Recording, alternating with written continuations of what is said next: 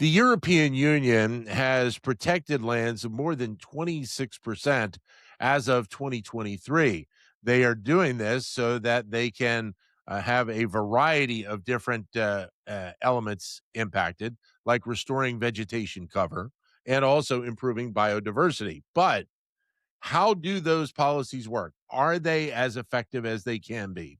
Pleasure to be joined by Arthur Van Bentham, who is a professor at the Wharton School of Business Ethics and Public Policy.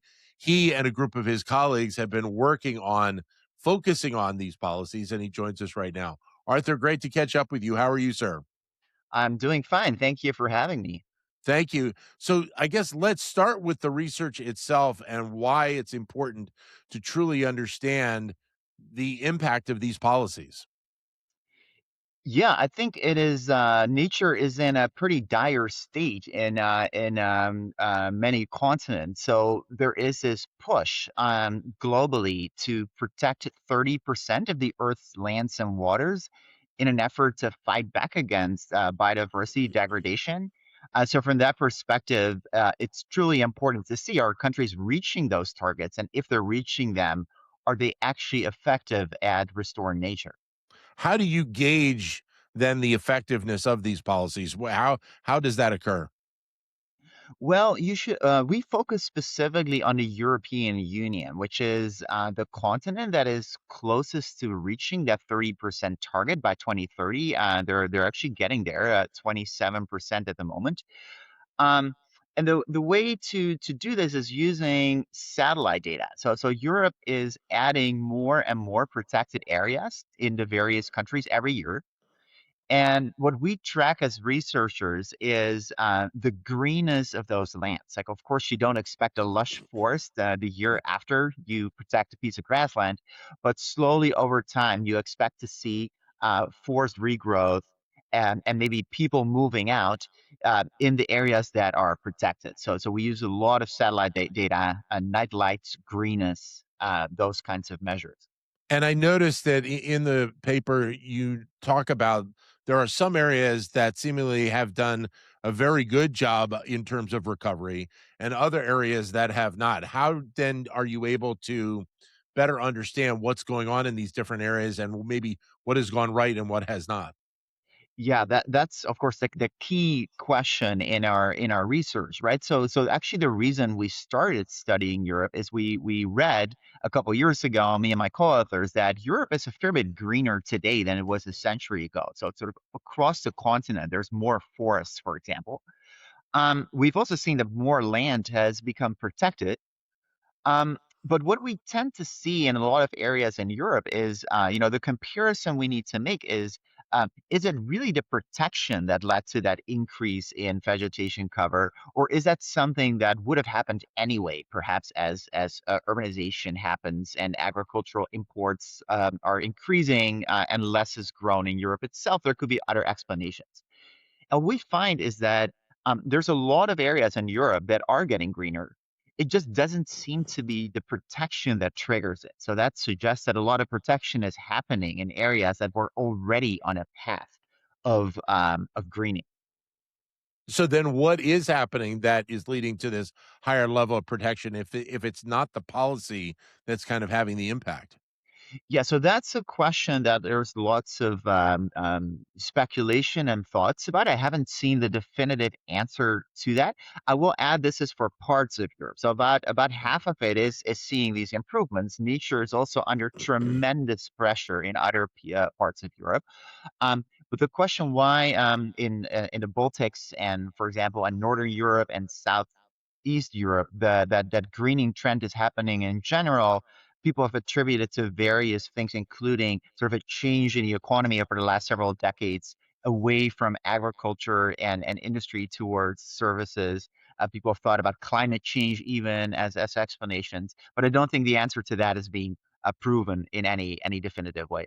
And if I read it correctly, I believe you mentioned in the paper that you also have to take into effect what the, for lack of a better term, the federal government in each of these countries is doing from a policy perspective, to in some cases what local governments are doing on this topic as well. Yeah, so I need to explain to you a little bit about, so what does protection mean? So protection can mean lots of different things. Like you may think about the Grand Canyon, which is very strictly protected, and there's some of that in Europe. But there's lots of different categories. Anything from a big national park to a local county park is in my data set. Okay. Right. Now, the EU federally dictates to the member states that they should reach that 30% slowly over time. Then think of, say, a country like France is going to outsource a lot of that to its local governments, and they are the ones that then have to have the stakeholder meetings to get people together about can they protect some new area. And what tends to happen in a lot of European countries is that's a fairly consultative process, right? You need the local communities, the farmers, the scientists, the water management bodies, everyone to agree. And so the more people that need to agree on something in practice, like the weaker, of course, the consensus or the agreement becomes.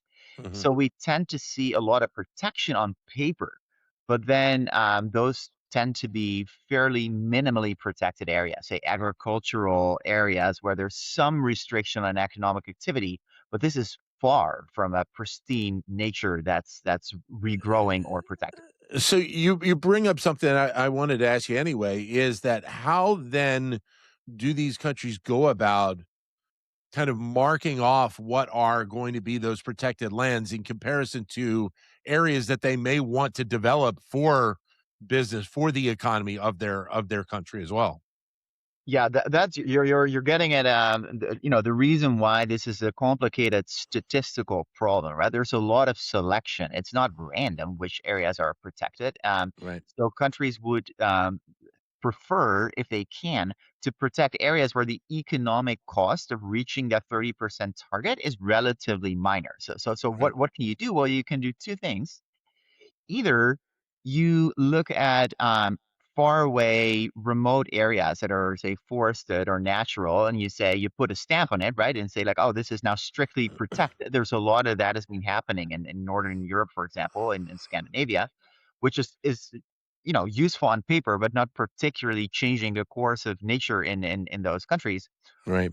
Or you say, I'm protecting lots of land near cities, but then I'm going to assign it a fairly weak protection status that doesn't interfere too much with my other development plans. And I think, in a nutshell, that is really sort of the reason why we, across 4 decades, across all European countries, do not detect a very impactful policy. Can you start then to better understand, having done this research, the level of quality of work being done by the European Union in terms of protecting these lands?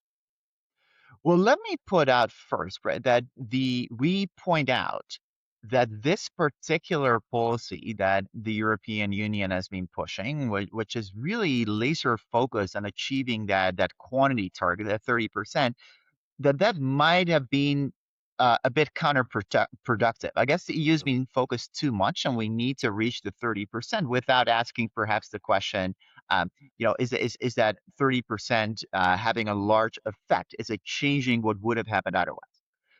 That said, I think the EU has been very, very thoughtful in its environmental policy in general, including its policies to protect nature. Right. There's a different policy called the Nature Restoration Law, which isn't focused as much on protecting new lands, but to improve the quality, the deteriorating quality of the existing protected areas. And that might be much more impactful. And that's, in fact, another angle I want to go into in future research. So I applaud the EU for being thoughtful in general, but we're hoping to point out that just a percentage alone is not enough to have real impact. Right, exactly. And then the other question, from my knowledge, is are when we're talking about a 30%, you know, piece of territory within, are we talking within each country, or are we talking about the European Union as a whole? Like, the levels may vary from country to country, but it's 30% on scope. Yeah, the EU passes down to 30% to each individual country. It is, of Okay. course, much easier to meet that for a country like Sweden. Right. that has lots of areas with low population density and lots of forest than for my home country, the Netherlands. So when you look at the map, it's kind of interesting. You see these large connected contiguous areas in some countries, and then in a densely populated country like mine, you will see a patchwork of tiny areas because they're really scrambling to find the 30%. What then does this research and does it kind of open the door to understand how the United States is looking at having protected lands? Right. So our paper at Europe has studied a policy that it's the flagship policy for protection or one of those two, and then we're showing unfortunately that it hasn't worked too well. So that has a Right. somewhat of a limitation that it hasn't proven that a policy that we could import here into the United States. Um, I do think that what's happening here in the US is very different, right? The current federal administration is actively taking away nature protections. Think about the waters of the US, the Endangered Species Act. And I think in general, right, we see both in the US and in Europe a pretty alarming speed of deterioration of our natural ecosystems. And I think there's this approach to trade a quick economic gain here in the US by weakening those standards is unbelievably short-sighted. And I really hope that everyone can agree, whether you're Republican, Democrat, or independent, Yeah. that we all benefit from the beauty and the economic value of our natural land. So I think it's more in the US, it's about let's at least stop weakening those standards. And I hope we can get to a point where we can discuss about how do we tighten them in a more effective way. Arthur, great to catch up with you again.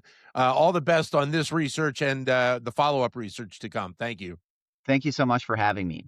Thank you. Arthur Van Bentham, who's a professor of business economics and public policy here at the Wharton School.